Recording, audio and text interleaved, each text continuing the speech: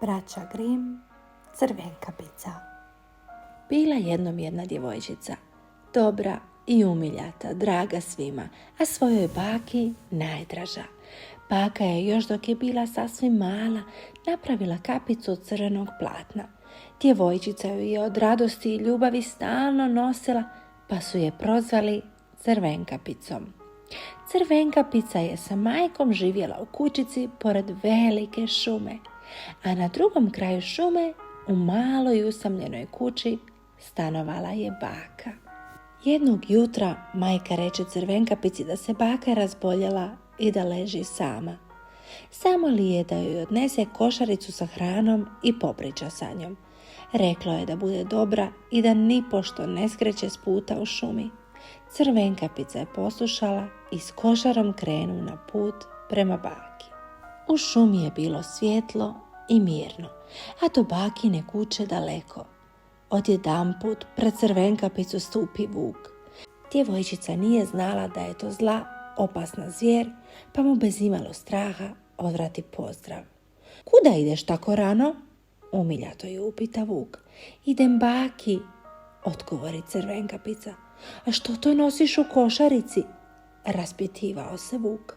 Ne sumnjajući ništa, Crvenkapica ispriča da je baka bolesna i da joj nosi kolača da se okrijepi i ojača. Na to je vuk upitao gdje stanuje njena baka. Crvenkapica mu naravno ljubazno objasni, a na to je vuk reče: Pogledaj, Crvenkapice, ovo divno cvijeće. Poslušaj, ptice, zašto žuriš? Stići ćeš i do svoje bake. Odmori se, uživaj. Crvenkapica podiže glavu, pogleda oko sebe i pomisli: zaista je lijepo. Znam da je baka bolesna i sama. Ubraću je koji stručak cvijeća.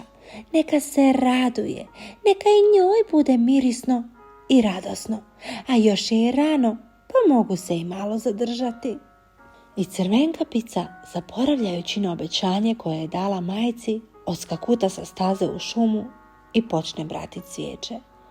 Kako bi koji cvijet ubrala, učinilo bi joj se da je onaj drugi još ljepši. Potrčala bi za njim i tako zalazila sve dublje i dublje u šumu. A vuk se dade u trk i prećicom požuri bakinoj kući. Kada stiže tamo, on provjeri kroz prozor, pa kad vidi da je starica sama, pokuca na vrata. Baka s postelje upita ko to kuca, a vuk odgovori da je to Crvenkapica, pretvarajući se i govoreći djevojčicinim sitnim i umiljatim glasom. Baka na to reče da su vrata otključana i da slobodno uđe. Kada vuk to ču, naglo otvori vrata, baci se na uplašenu staricu i proguta je. Zatim obuče njene haljine, stavi na glavu njenu kapu, legne u krevet i povuče pokrivač sve do njuške, kako ga Crvenkapica ne bi odmah prepoznala. I stade čekati.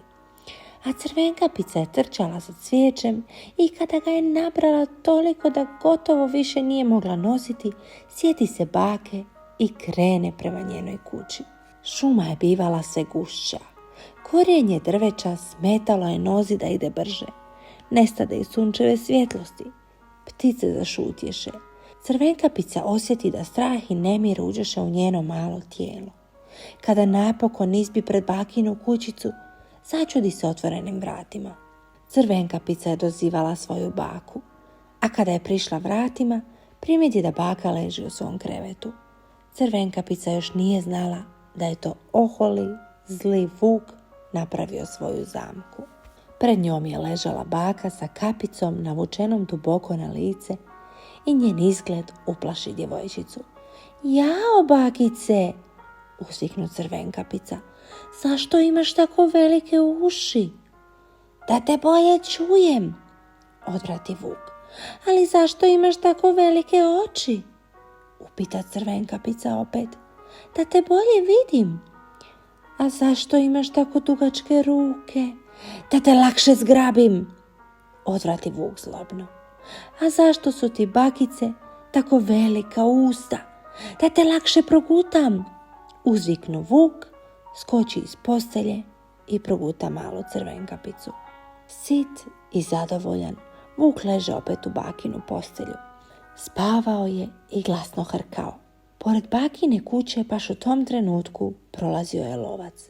Kad je čuo Vukovo glasno hrkanje, uplašio se da se starici nije šta desilo i brzo je ušao u kućicu. Na svoje veliko iznenađenje u bakinom je krevetu vidio Vuka. Iako je imao spremnu i napunjenu pušku, nije pucao. Uzeo je velike škare i cak, cak po Vukovom trbuhu. Odatle prva iskoči Crvenkapica. Kako me je bilo strah! U Vukovom trbuhu je sami mrak. Zatim lovac izvuče baku, koja je jedva disala od straha i uzbuđenja. Onda su Vukov trbuh napunili kamenjem i čekali da se probudi. Nisu morali dugo čekati, a kada Vuk ugleda lovca i pušku, htjedne pobjeći, ali nije stigao daleko.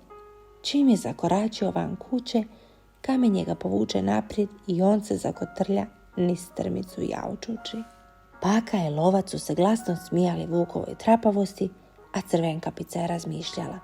Dok sam živa, neću više skretati s puta, pričati s neznancima i sama trčati po šumi. Nakon toga se vratila kući. Tamo ju je čekala majka i nije se ljutila na svoje dijete. Znala je da njezina Crvenkapica sada zna i šta je to nepoznati vuk, šta je šuma i šta je put kojim treba ići. Čića mića, gotova je priča.